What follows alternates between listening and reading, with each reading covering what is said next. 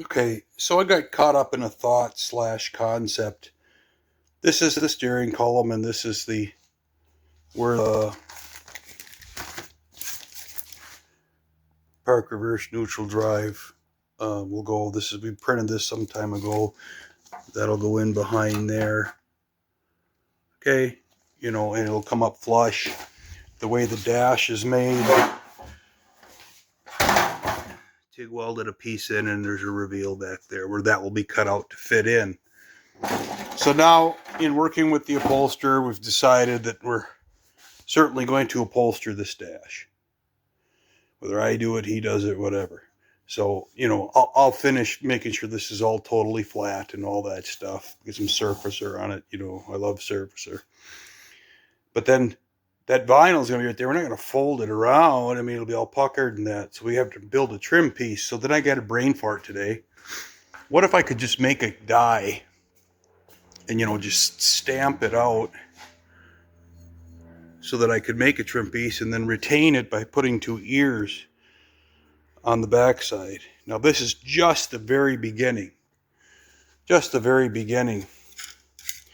The first piece was this one, and I pushed through, and I've shown you guys this before on other projects, on other items that I made, the cell phone tray for the console, all that stuff. I'm getting better at it though. I'm learning as I go. So I made this die. Just cut it out in the plasma cutter. I actually cut it out of this piece in the plasma cutter. Okay, saved this piece. Cleaned it up pretty good. But for the most part, found the kerf. Ground the edges in gutter. More than 40 thousandths clearance. That's 20 gauge stainless that I'm using. Plug welded this onto the back. Located it. Stacked these so the edges were right up against each other. Right? The plasma is not going to leave a 40 thousandths variation, maybe 1 or 2 thousandths when you cut 2 pieces, but that's enough for this type of work. And then put that piece of stainless in, made the sandwich, and pressed it down with the press. Okay? Nothing new. Nothing new. Let me disconnect this there. And then proceeded in kind of whittling away the inside with a cutoff wheel. And you can see that. This is some of the material that was up in there. And I still have to form. The bottom edge is still up, down here. So I got to get in there with a chisel and a punch. You can see a little bit there. But there's some deformity, I'll have to dolly it out. But this is just going to be a little piece of trim. Just a little piece of trim. I don't know how wide I'll do it. 1/4 inch, not 3/8, 1/4 inch, 3/16. Something like that where the vinyl rolls around, but then this will go in and snap it in. So just using a Dremel and a burr to take off the boogers, from the cutoff wheel, and just meticulously running around it. I've already got a profile and a shape from the front that I need to just follow. And so you can see where I've touched a little there, and I'll have to dolly that down and just kind of clean it up. So basically this piece then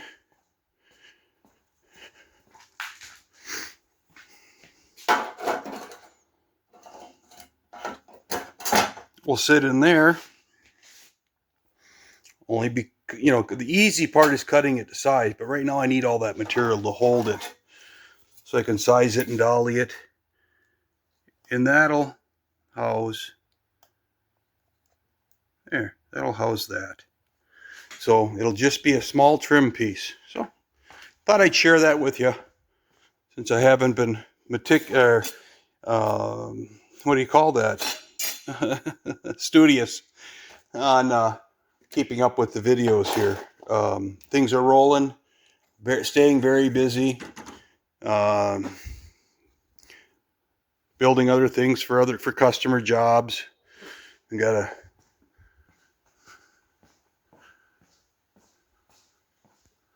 '94. I had to put a front end on. That's getting ready. That is ready for paint, and just a smattering of things laying around the shop, small odds and ends and jobs. So just wanted to share that with you, and you'll see it in the future.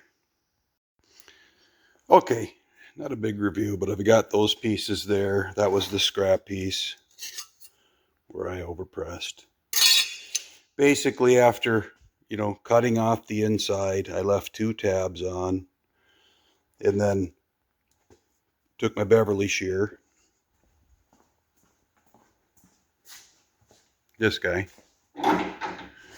and carefully trimmed around the edges. I used a scribe. I guess I should show you that. I just used a scribe and scribed a distance off of that arc all the way around. Then I used the shear to get as close as I can to that without going over. And then I just trimmed it out, you know, used a 36 and a 50 and an 80 and just basically worked it down. Okay. Then after that, I bent the tabs up. I could fix the piece in the vise. I could hold it in my hand, whatever, like this, facing up. And I worked from 80 to 180 to 240 to 320 to 400 to 600 to 800 to 1200 to 2000 in Progressive sandpaper. And, you know, there's an example right there of 2000. Okay, stuck it on my wheel, dipped her in the water with a little dish soap in it, and kept going. Then finally came with a polishing pad, my red rouge, and polished it off. So the end result then winds up being this guy right here. So he fits into there, and if I can get him out, there, you got the 2 tabs. I haven't done anything with the tabs, but, you know, ground it nice and flush with the surface, and then polish the piece out for the show side. It's got fingerprints on it, of course, but it is a very nice piece in the end, and it'll sit over that just perfectly. Some might say that's a lot of flipping work, but it's not. It wasn't too bad. It wasn't too bad. So this will all be upholstered. I am going to open up this just a little bit so I can fit the upholstery through, because the dimension, you can see just a little bit of sheet metal there, but I can get it in if I push and pull it there. But I just want to relieve it so the upholstery can come to that edge and get pinched properly in there. Then those tabs, sorry, I got a piece of sheet metal in my hand there. Those tabs are right there.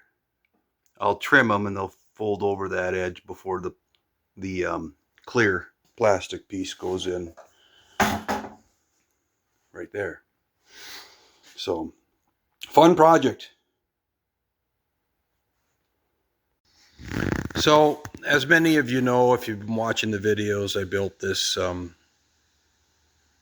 stainless steel tank with a neck, and then I purchased this threaded deal, and it's TIG welded on underneath there, and then the little cap. It was an 1.5 inch cap. That cap is now pressed into here. And what I did is I just got a piece of 3-inch aluminum and got it mostly to polish here. I got to do a little bit more rubbing on it, but I mean, and basically turned a cavity out, opened it up so it steps down about 100 thou over this about 100 thou ledge on the end here, and retained the O-ring. And because now I have a purge system or a vent system in the tank, I don't need the purge hole to smell the gas. So I just whipped this out on the lathe. And now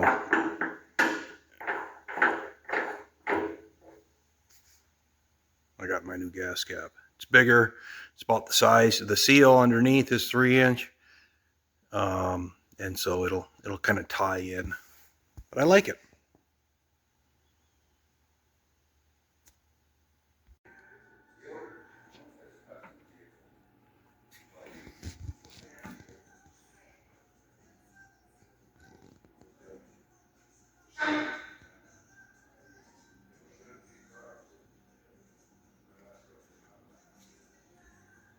This whole YouTube thing.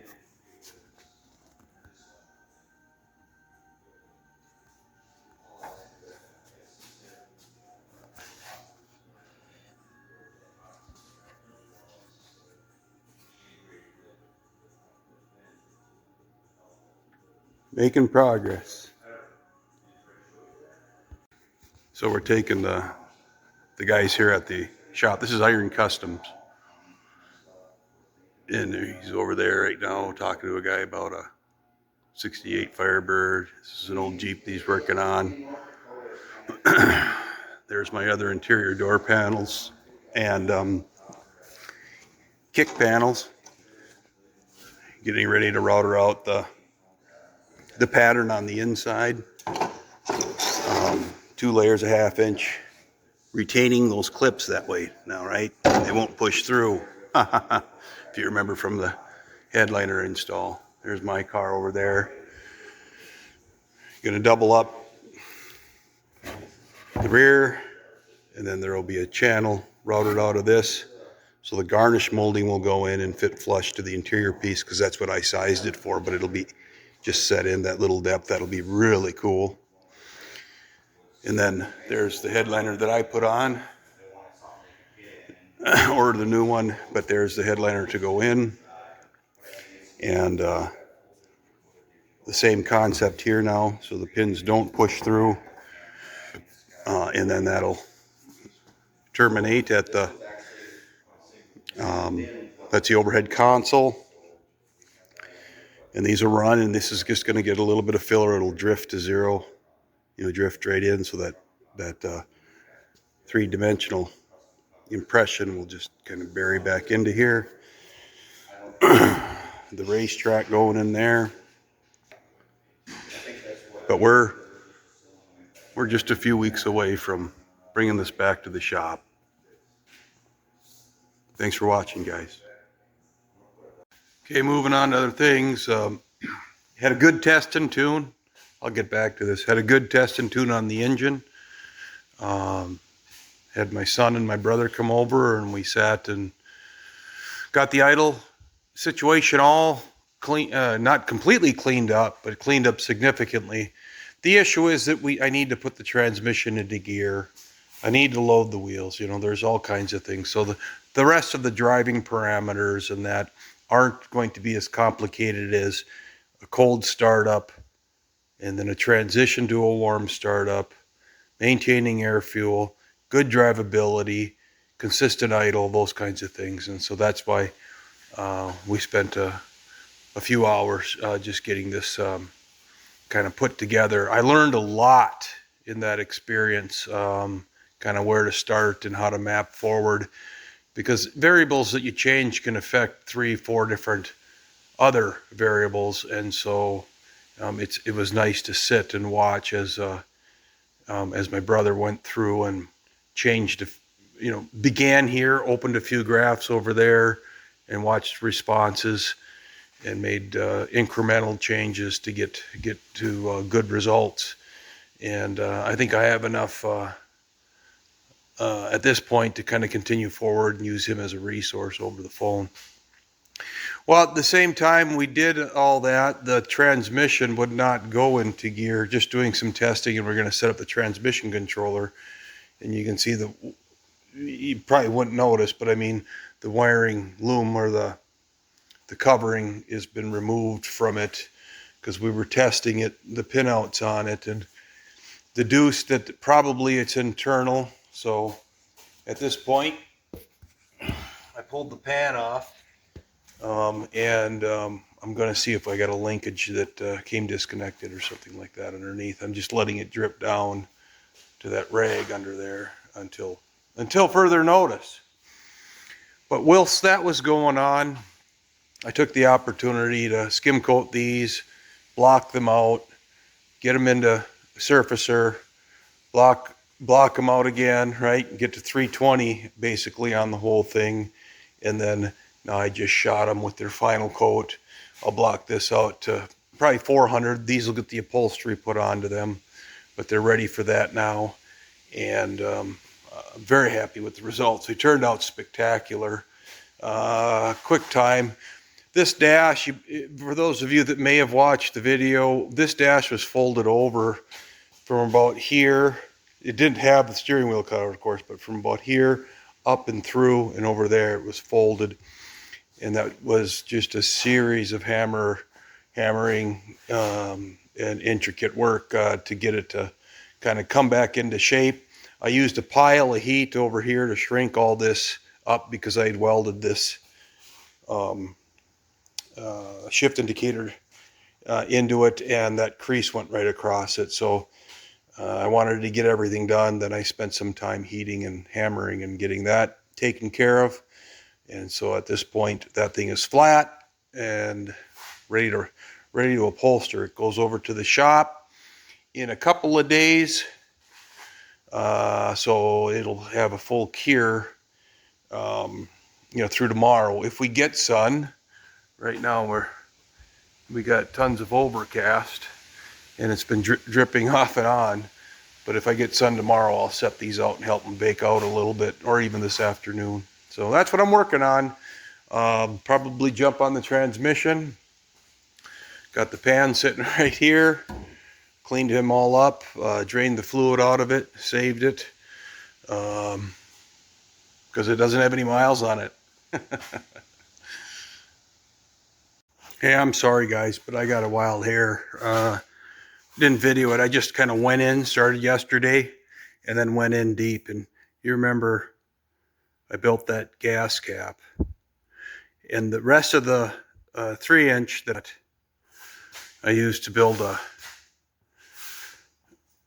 another cap, extremely similar, same angle and whatever, but 2.5 inches, that's 3 inches right there. So I took some exhaust tube and plasma cut out some 12 gauge. Stock the exhaust tube 16.